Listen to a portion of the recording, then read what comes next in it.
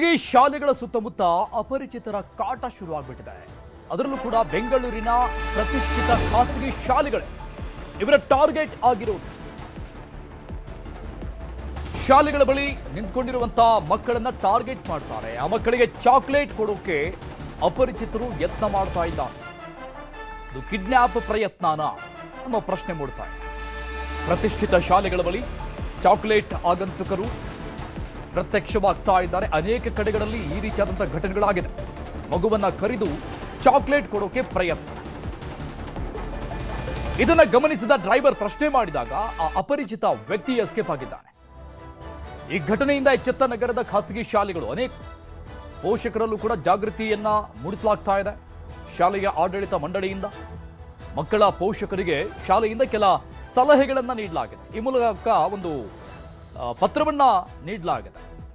ಮಕ್ಕಳಲ್ಲಿ ಪೋಷಕರು ಕೂಡ ಜಾಗೃತಿ ಮೂಡಿಸಿ ಅಂತ ಮನವಿ ಮಾಡಿಕೊಂಡಿದೆ. ಶಾಲಾ ಮಂಡಳಿಗಳು ಆಗಂತುಕರ ಬಳಿ ಸುಳಿಯದಂತೆ ಮಕ್ಕಳಿಗೂ ಕೂಡ ತಿಳಿಸಿ ಬುದ್ಧಿ ಹೇಳಿ ಅಂತ ಪೋಷಕರಿಗೆ ಮನವರಿಕೆ ಮಾಡಿಕೊಡಲಾಗಿದೆ.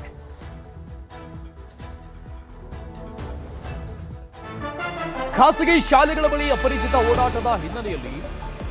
ವ್ಯಕ್ತಿಗಳ ಓಡಾಟ ಹಿನ್ನೆಲೆಯಲ್ಲಿ ಶಾಲೆಗಳಲ್ಲಿ ಮಕ್ಕಳ ಸುರಕ್ಷತೆಗಾಗಿ ಮಾಕ್ ಡ್ರಿಲ್ ಆರಂಭ ಆಗಿದೆ.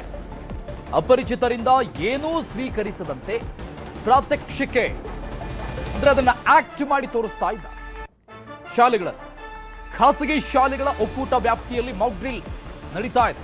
ಕ್ಯಾಂಪ್ಸ್ ಪ್ರಧಾನ ಕಾರ್ಯದರ್ಶಿ ಶಶಿಕುಮಾರ್ ಸೂಚನೆ ಕೊಟ್ಟಿದ್ದಾರೆ. ಸಂಬಂಧಪಟ್ಟಂಗೆ ಬೆಳಿಗ್ಗೆ ಕೂಡ ಈ ಬಗ್ಗೆ ಅವರು ನ್ಯೂಸ್ 18 ಜೊತೆ ಮಾತನಾಡಿದ್ರು.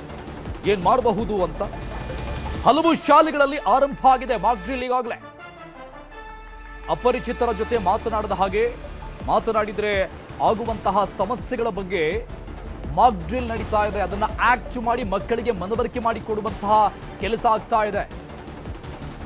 ಯಾರೋ ಬಂದು ಚಾಕ್ಲೇಟೋ ಅಥವಾ ಮತ್ತೊಂದು ಏನೋ ಕೊಡೋಕೆ ಬಂದ್ರೆ ಅದನ್ನ ಸ್ವೀಕಾರ ಮಾಡಬಾರದು, ಸ್ವೀಕಾರ ಮಾಡಿದ್ರೆ ಏನಾಗುತ್ತೆ ಅನ್ನುವಂತಹ ಪ್ರಾತ್ಯಕ್ಷಿಕೆಯನ್ನ ಮಕ್ಕಳಿಗೆ ತೋರಿಸಿಕೊಡ್ಲಾಗ್ತಾ ಇದೆ.